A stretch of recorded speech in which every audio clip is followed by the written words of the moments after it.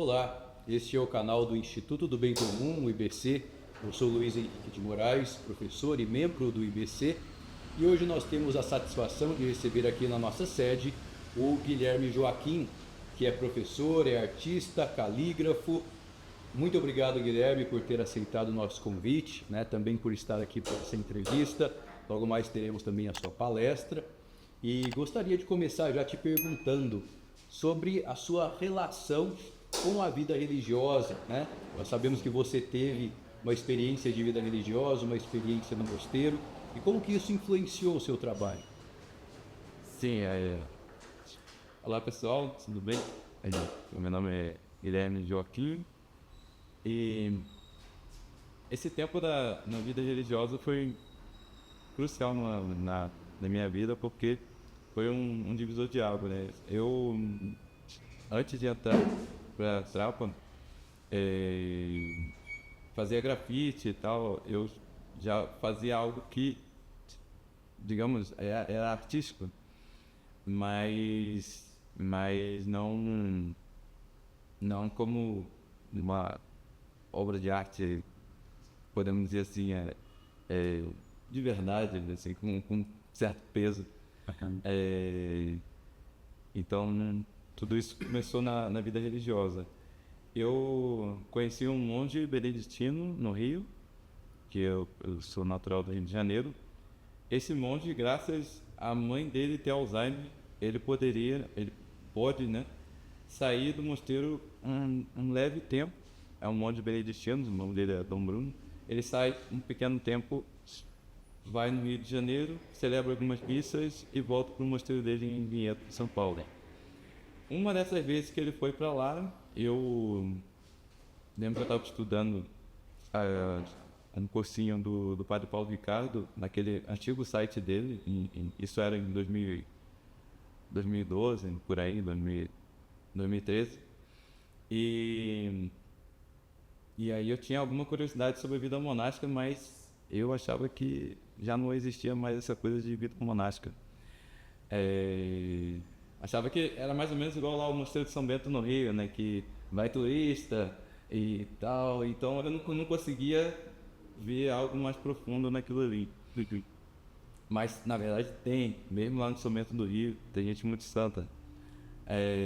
Isso eu fui saber depois. Mas enfim, Você é natural do Rio de Janeiro. do Rio, é.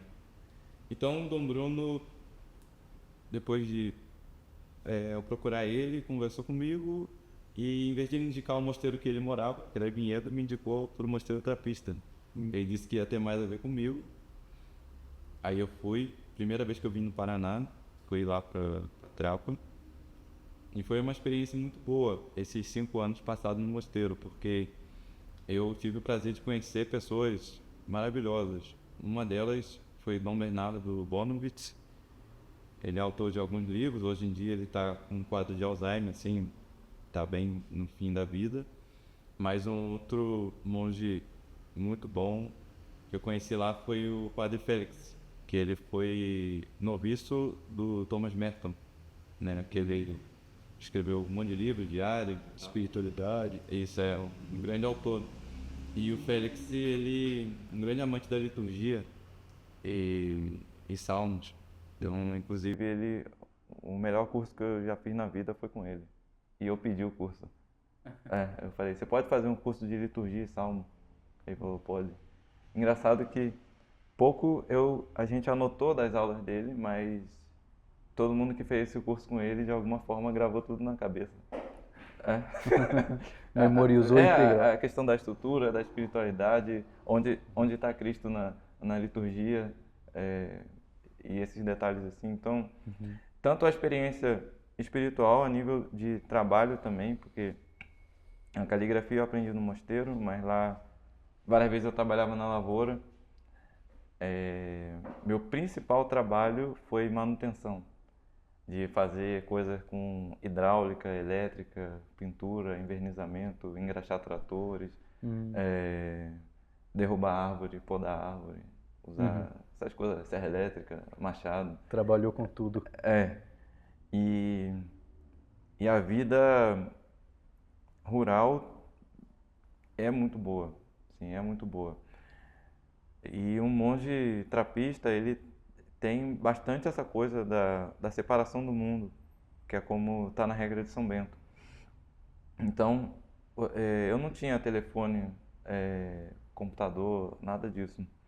Eu mandava carta, eu escrevia carta. Escrevia e recebia cartas escritas de outras pessoas. E, e era uma experiência muito boa, porque essa coisa de escrever e receber uma carta. A pessoa que eu mais troquei carta, que foi esse padre Bruno, as cartas eram de 6 em 6 meses, mas isso tornava muito bom as correspondências, porque elas demoravam, aconteciam muitas coisas, e você colocava ali escrito o que realmente tinha de valor daquele intervalo de tempo. Então, isso também é bastante trabalhado na vida monástica, assim. As pessoas não estão falando a todo momento, é bastante silêncio. E quando você vai dizer alguma coisa para alguém, não é que você diz de forma resumida, mas você usa palavras assertivas para aquilo. O essencial. Por exemplo, aqui às vezes você precisa xingar para falar que uma coisa é perigosa, né, para a pessoa. Assim, não, aquilo ali tem que falar uns palavrões assim por cima, né? Fala, não, realmente é perigoso.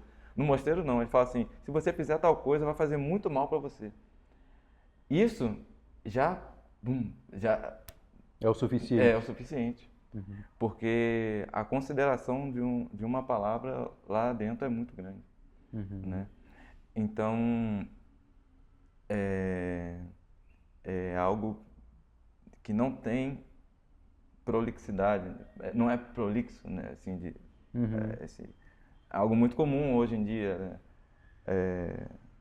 No telefone mesmo, a gente tem ali, por exemplo, eu uso bastante Instagram para trabalho e publicação dos meus trabalhos e comunicar com o cliente e tal. E às vezes entram milhares, cada vez mais, né? Propagandas e propagandas. E o próprio aplicativo arruma mais formas de fazer entrar mais coisa e tem um negocinho lá que tem um arrobazinho que você está vinculado no Instagram, tipo, então vai, tipo, suga a pessoa pra... É como se fosse vozes, muitas palavras, né, sendo derramadas. Eu lembro que quando eu estava no mosteiro, eu fui tirar os dentes cisos e eu fui num dentista lá em Mafra, na cidade do lado do mosteiro. Aí tinha uma televisão ligada, tinha umas pessoas conversando algumas coisas e eu tive que ficar ali meia hora esperando. E eu não conhecia ninguém, e o padre que me levou lá, ele foi comprar coisas em outro lugar, então eu fiquei ali sentado. A televisão, mais as pessoas, e mais um pouco do barulho da rua lá, que estava perto, eu acho que foi, assim, massacrante. Porque eu estava tanto tempo em silêncio, assim, e depois ir para um ambiente desse... Ruidoso. Eu fiquei assim, caramba... Não estava xingando ninguém, nem achando, nem reclamando de nada, mas eu estava vendo tipo, o peso das coisas aqui. Então a gente, hoje já estou aqui fora, então isso já é meio normal. Mas para alguém que está nesse ambiente, é muito sintético, né? A forma que a gente vive. Então... O dia a dia no mosteiro, ele tem coisas que me marcaram até hoje. Por exemplo, eu canto salmo para minhas filhas dormir, assim. E tem salmos que elas gostam. Não, o outro, o que começa com aleluia e tal. Elas já têm os preferidos. Tem. E porque lá, muito salmo, né? Por causa da liturgia das horas. Então... naturalmente você grava um monte de cabeça. Igual aqui, vamos supor, a pessoa teve uma época da vida dela que ela passou escutando Legião Urbana. Ela grava as músicas. Vai gravar a música, ouvir uns CDs e tal. e canta a música do início ao fim. O salmo é a mesma coisa. Uhum. Você tá lá ouvindo vários salmos, várias vezes, eles ficam repetindo. Aí chega, tem irmão lá que nem usa livro, né? Só usa o livro dos hinos, que o livro do salmo ele só fica olhando pra frente e cantando, assim. Já memorizou tudo. Mas isso eu não achava muito bom, não. Eu achava melhor ler, assim. Porque quando tá a melodia, você faz o salmo numa boa. Mas é melhor ler pra não cair num certo costume, porque teve uma vez que... Uma coisa que eu aprendi muito importante no mosteiro também, que é o seguinte: uma faca, quando você compra faca boa ali, e vai cortar a carne, seja a carne crua ou do churrasco ali assada, ela tá com fio ótimo, né? Uhum. Tá, sai tudo numa boa. Passou 20 churrascos, não é a mesma coisa, né? A faca já tá...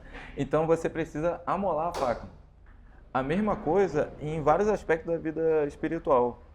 Então, por exemplo, liturgia, esse curso que a gente fez com o Padre Félix. Eu já estava 3 anos e pouco no mosteiro.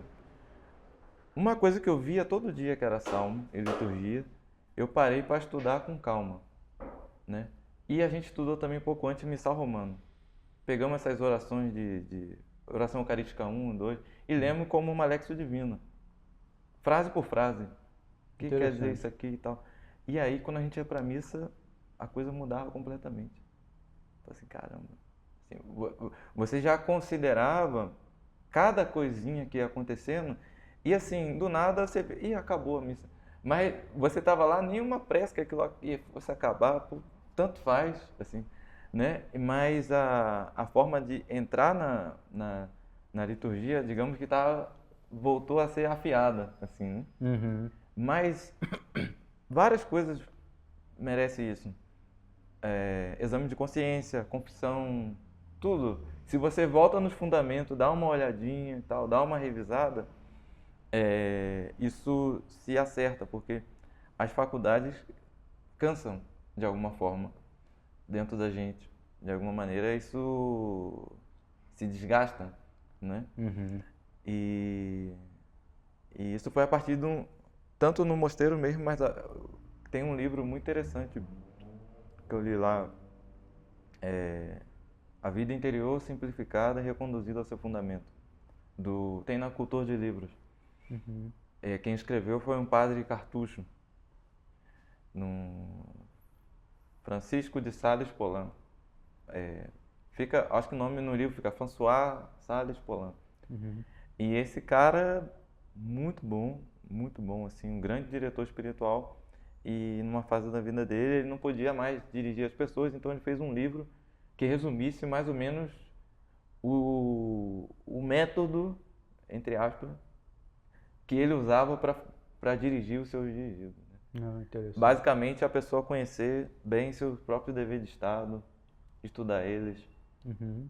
Por exemplo, se é monge, soube a regra de São Bento, então o cara, ou a freira, vai ler o que é a sua ordem, de onde que ela veio, qual que é o carisma, a regra própria, como que é o ambiente monástico e tal. Tipo, coisas básicas e saber bem elas. Assim como no matrimônio,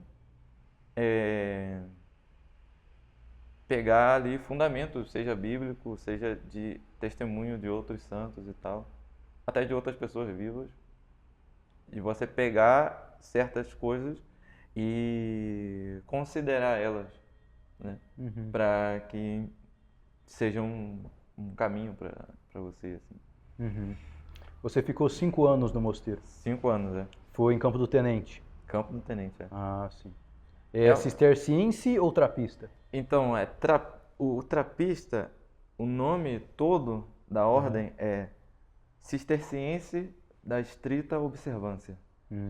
Então, o hábito é igual ao do cisterciense, é o mesmo. Uhum. Túnica branca, escapulário preto, cinto de couro por cima, de tudo. Inspirado em São Bernardo de Claraval também. Exato, é igualzinho da época. Eu fiquei sabendo depois que os hábitos eram brancos deles, porque eles não tingiam o hábito. Os beneditinos compravam os hábitos brancos e botavam para pintar, só que era dinheiro para fazer isso, né? Aí como os cistercienses eram todo vida pobre, aí o hábito ficava branco. Ficava branco É mesmo. tipo assim, é o hábito... É como se fosse um carro sem ser pintado, né? O Aham. carro só na lata ali. Aham. Mas o São Bernardo ele tinha uma visão de que o mosteiro devia ser bem despojado de arte sacra para não dispersar um pouco o espírito Exatamente. na contemplação, né? Isso. Como que apesar disso, né, eu não conheço o mosteiro de Campo do Tenente, mas como que apesar disso, desse despojamento até da própria arte sacra, você teve, digamos, essa inclinação ou essa apreciação para as belas artes? Como que surgiu Sim. isso? Então, o mosteiro trapista, ele ajuda nisso. Pelo incrível que pareça. Ele tem um livrinho que ele é Apologia para o Abade Guilherme, eu acho que é isso. Que é uma troca ali que perguntaram algumas coisas para o São Bernardo. Uma delas ele fez um livro que é Os Graus da Humildade e da Soberba, e o outro é esse, são dois pequenininhos, e esse aí sobre a sobriedade do mosteiro, o porquê que é assim, porquê que é despojado. Aí ele explica várias coisas e várias dessas coisas são presentes hoje na vida monástica, você consegue tocar nelas, assim, né? Uma coisa lá fala assim, a igreja precisa de pedra e luz, só, né? Pedras luz. Pedra e luz. Pedra e luz. Pedra a construção e o buraco, né, da janela e entra a luz. Aham. Só pedra, luz e monge em pé rezando. Só isso. Vinho e pão para Para Santa Missa só mais nada. Várias coisas em relação à cozinha, ele fala lá. Então, assim, o despojamento, o que ele vai fazer? Para o monge, a questão da beleza, ela parte de um viés bem... Não sei se é muito comum as pessoas usarem isso aqui fora, mas entre os monges é mais usual, assim, né? Tentar considerar as coisas assim, algo é bom ou ruim na medida que for bom ou ruim para Jesus Cristo, né? Mas só que é difícil você saber o que é bom para Deus, o que Deus vai falar, isso é bom para mim, isso não é. Mas é um pouco difícil a pessoa chegar nesse termo. Mas se refletir bem na vida sobre isso, vem muita resposta. Então, por exemplo, uma igreja, e aí temos os vitrais da igreja. O que ele reclama lá, várias vezes, tinha o quadro com o nome e a foto do cara que doou o dinheiro para a igreja, dentro da igreja. Tinha um tapete com o nome gigante da família que deu o tapete. E aí tem uma igreja aqui que é assim, vitral doado pro fulano, Já não sei o que. Já vi. Dos vitrais é bem comum. Então, ele já não gostava disso, porque lá é um lugar de adoração a Deus, então não... eles procuravam não fazer referência a ninguém, a não ser a Deus, né? E os santos e os anjos. Mas tem isso assim, né? E a outra coisa interessante também são as artes feitas pelos monges cistercienses. A arquitetura deles é maravilhosa. Eles conseguiam usar menos material do que os beneditinos e fazer igrejas mais bonitas, né? E também em relação à divisão do espaço no mosteiro. Então, a importância de você não colocar o prédio, digamos, da cozinha num lugar que tenha barulho ou próximo à construção da igreja e tal. Você ter uma distribuição do espaço e até a situação do mosteiro trapista ser um lugar rural, tá num lugar que é silêncio, tal. Certas coisas eram preservadas. Então isso é algo artístico também, porque entra de você ter assim, uma arte de arquitetura, de construção e tudo mais. E a outra coisa é que facilmente, num ambiente desse, sobra muito espaço dentro de você para acolher algo que seja realmente belo. Então, dificilmente alguém que viva alguns anos em silêncio vai conseguir chamar de arte uma coisa que hoje em dia qualquer pessoa vai chamar de arte também, né? Assim, por exemplo, uma obra que as pessoas consideram muito, mas na vida religiosa alguns acham um pouco complicado de entender, é Pietà. É. A de Michelangelo ou qualquer Pietà? Aquela que, acho que é do Michelangelo, né? Ah, Que sim. a Nossa Senhora está assim, o Jesus. Sim. Tá? Olhando para que é uma obra sacra, aquilo não entra. Não entra. Né? Então, tem alguns detalhes ali em relação a essas coisinhas, assim, pequenos detalhezinhos, porque eles vão preferir mais ícones do que outra coisa em relação a uma arte devocional e tudo mais. Até vão preferir um ícone a uma imagem. Não que desconsidere as imagens são muito boas. Eu também em casa tenho algumas, mas vão considerar mais os ícones. Tanto pela simbólica que tem na iconografia, a questão das cores, tem um ícone para cada festa litúrgica. Então tem umas coisas assim que daria para a nossa igreja do Ocidente aproveitar melhor. Poderia até.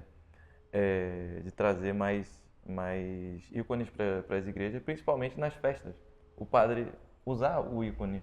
Por exemplo, Pentecoste, ele botar o ícone do Pentecoste lá, para as pessoas verem e tal. Porque ficam naquela coisa, não, isso é coisa de ortodoxo. Isso é coisa de católico romano. Não, é tudo de todo mundo. A arte sacra, ela Sim. pode edificar tanto um lado quanto o outro, né? Exato. E eu imagino também que por você não estar num ambiente saturado de arte, de certa forma, como talvez seria o caso do Mosteiro de São Bento do Rio de Janeiro, né? Porque ele é todo, digamos... Exato. Você também mantém um pouco a tua sensibilidade mais pura e mais afiada, como você dizia, né? Isso, porque o Mosteiro de São Bento do Rio teve ouro, a igreja toda cheia de ouro mesmo, assim. Muitas Folhearam imagens. com ouro 24 quilates a igreja inteira, assim. Então, assim, é muito carregado, né? Por É o exemplo... barroco, né? Exato. O barroco ele é assim, né? Tem aquele cara que eu gosto, Buxtehude, que toca órgão pra caramba, que deu aula pro bar. Você vê a música do cara, muito enfeitada, assim, muito bonita e tal. E você vê outras pessoas, Frescobaldi, por exemplo, que é um pouco mais antigo, as peças de órgão são assim, calminhas. Serena. Assim, Então, o barroco, ele é bom, só que tem alguns pontos que se ficar ali para sempre com a pessoa, se a pessoa está sempre convivendo com aquilo, é um pouco pesado. É um pouco pesado. Sim. Então, o São Bruno, por exemplo, o fundador da Cartucha, ele disse, né? O mosteiro tem que ser bonito, num lugar tranquilo, com toda a leveza ali, porque as pessoas vão viver ali para sempre. Né? Então, ter poucos elementos ajuda a você criar leveza e perseverança também na pessoa, assim. A pessoa consegue ficar estável. Entendi. Porque tem vários pontos, né? Mas principalmente porque o monge vai perceber que o monge ou o cristão, que dentro dele acontece mil coisas, né? Ele passa por muitas mudanças. Ele passa por muitos desafios e tudo mais. A luta contra as paixões. E tudo Exato. mais. Então aí já tem guerra suficiente, ou coisa suficiente para aparecer Sim. e acontecer. Então, quando a gente tem um ambiente mais sóbrio, ajuda na interioridade da pessoa, Uhum. do que um exterior muito suntuoso Uhum. que faz a pessoa dispersar para fora, Uhum. né? Uhum. Compreendo. Então, Guilherme, falando um é pouco isso. do seu trabalho hoje, né? Sim. Você é professor de caligrafia e também faz obras, né? Orações em caligrafia gótica. Conta um pouco pra gente do seu trabalho. Tá. Então, o trabalho eu comecei lá pelo conselho de um irmão, e aí eu faço caligrafia vai fazer 11 anos, mas eu trabalho com caligrafia há mais ou menos 5, Uhum. que foi o tempo que eu saí do mosteiro, deu mais um tempinho, eu comecei a trabalhar com caligrafia. Os meus trabalhos eles são feitos com couro de cabra. Eu compro a pele de um cortume, Uhum. que são esses lugares que vendem couro para fazer sofás, ou bolsa, abajur e tal, Uhum. tambores também. Então eu compro essas peles, trato elas, tem uma forma especial de tratar, tem várias formas de tratar, né? E depois pego a encomenda que a pessoa passou, o texto, e copio ali. Eu tive a graça de conseguir aprender umas 30 letras diferentes, assim, porque eu tinha um manual que era um hobby, assim, eu falava assim, cada mês eu vou aprender uma letra. E eu ficava cada mês em uma letra. Aí, no outro mês eu passava para outra. Aí eu zerei um manual lá de caligrafia, depois peguei outro e tal. Depois eu vi que eu conseguia escrever numa letra que eu aprendi há um tempo atrás. Aí eu falei, legal, dá pra... Eu não esqueci não. Aham. E depois eu fiquei experimentando fazer esses pequenos trabalhos. As pessoas foram gostando. E depois começou a aparecer gente para querer aprender de mim, porque eu saí do mosteiro, eu achei que ninguém ia se interessar por caligrafia e que um monte de gente fazia e que era fácil aprender. Eu Aham. falei, um monte de gente deve fazer isso e tal. E quando eu fui ver, não era tão coisa assim. É uma habilidade rara, na verdade. E aí, Embora os orientais, por exemplo, os japoneses, eu acho, valorizam muito caligrafia, né? Os chineses. valoriza, parece que é meio obrigatório assim aprender, né? Aham. Usar o pincelzinho, tem um jeitinho certo de começar e terminar, Uhum. tem umas coisas assim.